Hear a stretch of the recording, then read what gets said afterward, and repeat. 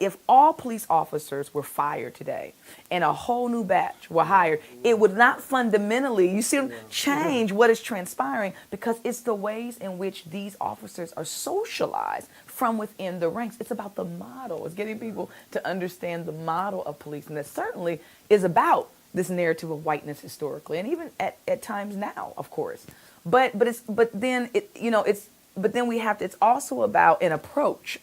That now white and black and other ethnic officers are participating in. My God, they get paid nothing. Yeah.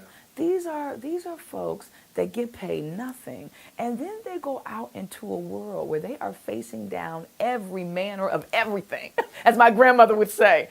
And so bringing that kind of anxiety and stress from the very beginning, right, when one is so severely underpaid, out into the communities in which they're serving. On top of that, being, so for me, it's like, and I don't think having that conversation takes away from the institutional problem of police brutality and racism. I think it actually adds and humanizes why these folks, oftentimes make really poor decisions in these moments.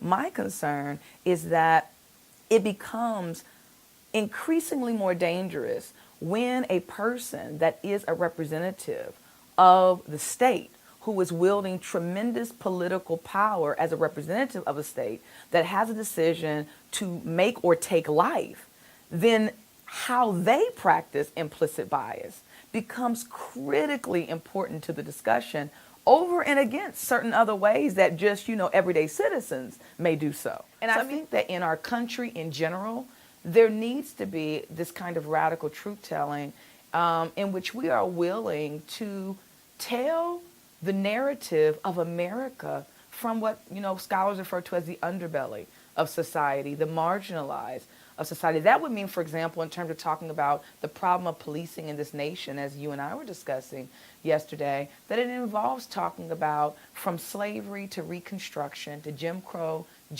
era, that the model of policing was fundamentally about control, containment, and punish. African Americans, for most of America's history and life, have not been seen as citizens and therefore collaborators with institutions such as law enforcement.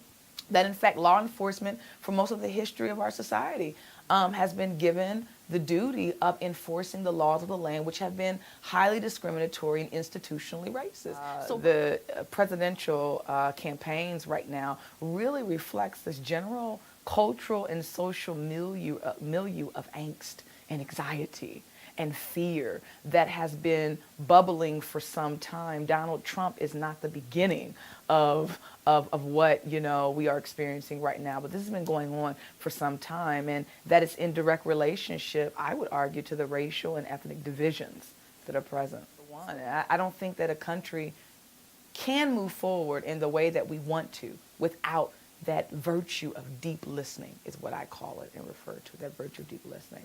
What gives me hope continues to be all of the small, often invisible grassroots movements around the world, in this nation, around the world. Many of these grassroots movements are led by women who are in their own unique ways affecting change at local, some would say small levels, but nevertheless, levels that matter to people in their community on a day in and day out basis.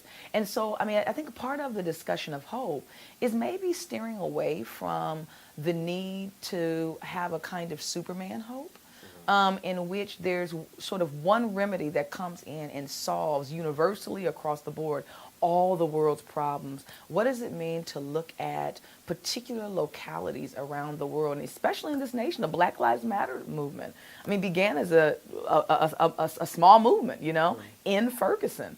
But these small movements that are affecting change and are showing us how we can hope, how we can practice hope, maybe I should say, in our own ways within our local communities. But I do think it begins local. I think it begins wherever you live, trying to have these conversations, trying to change people's minds and hearts, trying to effect policy in order, to give people better life chances. I do think all of it begins locally.